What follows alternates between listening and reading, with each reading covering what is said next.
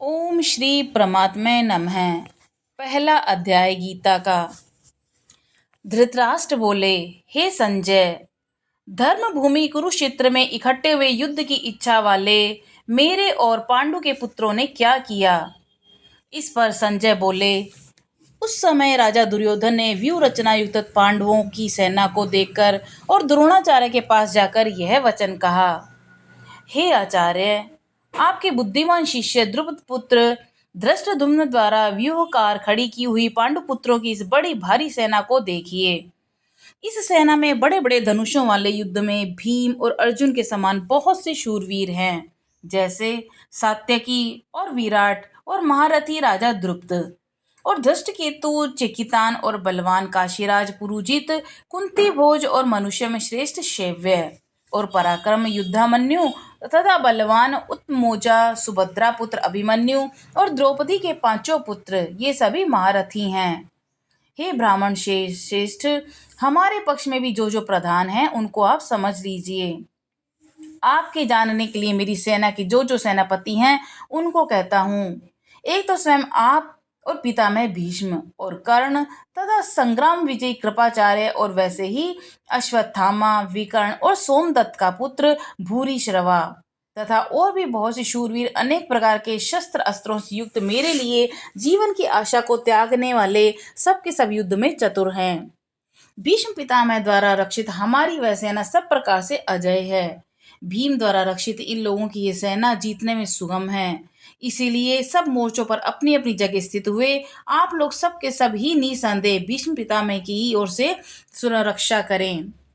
इस प्रकार द्रोणाचार्य से कहते हुए दुर्योधन के वचनों को सुनकर कौरवों में वृद्ध बड़े प्रतापी पितामह भीष्म ने उस दुर्योधन के हृदय में हर्ष उत्पन्न करते हुए उच्च स्वर में सिंह की नाद के समान गर्ज कर शंख बजाया।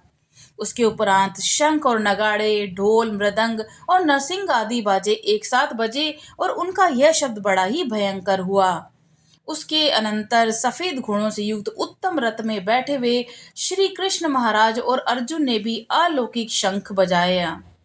उनमें से श्री कृष्ण महाराज ने पांचजन्य नामक शंख, अर्जुन ने देवदत्त नामक शंख बजाया, भयानक कर्म वाले भीमसेन ने पौंड्र नामक महाशंख बजाया, कुंती पुत्र राजा युधिष्ठिर ने अनंत विजय नामक शंख बजाया, नकुल और सहदेव ने सुघोष और मणिपुष्पक नाम वाले शंख बजाए।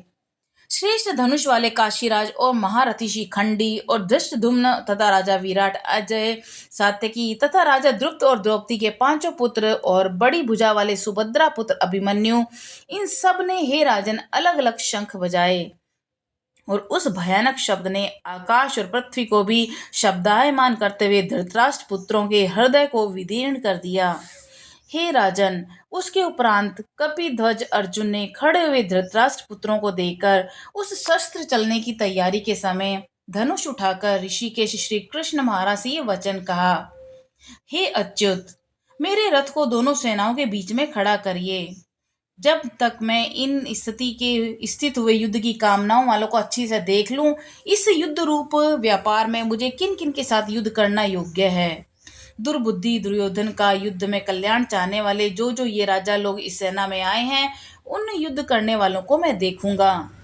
संजय बोले, हे धृतराष्ट्र, अर्जुन द्वारा इस प्रकार कहे हुए महाराज श्री कृष्णचंद्र ने दोनों सेनाओं के बीच में भीष्म और द्रोणाचार्य के सामने और संपूर्ण राजाओं के सामने उत्तम रथ को खड़ा करके ऐसा कहा कि हे पार्थ, इन इकट्ठे हुए कौरवों को देख लो। उसके उपरांत प्रथापुत्र अर्जुन ने उन दोनों ही सेनाओं में स्थित हुए पिता के भाइयों को, पितामहों को, आचार्यों को, मामों को, भाइयों को, पुत्रों को, पोत्रों को, मित्रों को, ससुरों को, सुहृदयों को भी देखा। इस प्रकार उन खड़े हुए संपूर्ण बंधुओं को देखकर वे अत्यंत करुणा से युक्त हुए और कुंती पुत्र अर्जुन शोक करते हुए यह बोले, हे कृष्ण, इस युद्ध की इच्छा वाले खड़े हुए स्वजन समुदाय को देखकर मेरे अंग शिथिल हुए जाते हैं और मुख सूखा जाता है। मेरे शरीर में कंप और रोमांच हो रहा है और हाथ से गांडीव धनुष गिर रहा है।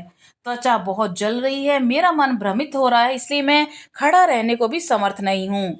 हे केशव, लक्षणों को भी विपरीत होता ही देखता हूँ तथा युद्ध में अपने कुल को मारकर कल्याण भी नहीं देखता।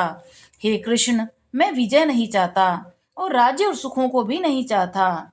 हे गोविंद, हमें राज्य से क्या प्रयोजन अथवा भोगों से और जीवन से भी क्या प्रयोजन है? क्योंकि हमें जिनके लिए राज्य, भोग और सुखाधिक इच्छित है, वे ही ये सब धन और जीवन की आशा को त्याग कर युद्ध में खड़े हैं, जो कि सब गुरुजन, ताऊ, चाचे, लड़के और वैसे ही दादा, मामा, ससुर, पोते, चाले और भी बहुत से संबंधी लोग हैं। इसलिए हे मधुसूदन, मुझे मारने पर भी अथवा 3 लोक के राज्य के लिए भी मैं इन सबको मारना नहीं चाहता।